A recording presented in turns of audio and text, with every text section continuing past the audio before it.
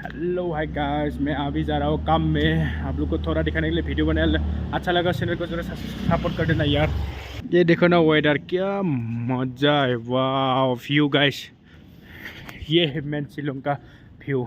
और तो है हिल्स एरिया में कितना अच्छा लगेगा, लेकिन अभी मैं शहर एरिया में है। अबे गाइस, मेरा वीडियो को अच्छा लगे तो जरा सब्सक्राइब करना, लाइक करना, शेयर करना गाइस। थोड़ा सपोर्ट कर देना यार। मैं जा रहा हूँ अभी काम में, आप लोग को थोड़ा दिखाने के लिए वीडियो बनाया है। लेकिन गाइस देखो क्या शान माहौल है, कोई आदमी नहीं है, कोई भी नहीं है ना। क्या शान माहौल है, देखो ऐसे होना चाहिए। गाइस मौसम देखो, वाह ऐसे लिए बोलता हूँ मेघालय का बादल का घर गाइस, है ना।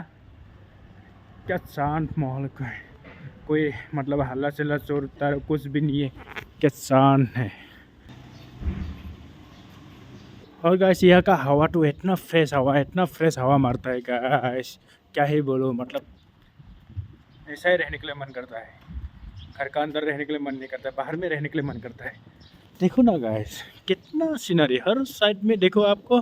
सब मतलब कुछ कंप्यूटर में बनाया ऐसा लगेगा, देखो ना। माय गॉड, ऐसा माहौल होना चाहिए, ऐसा। देखा ना गाइस।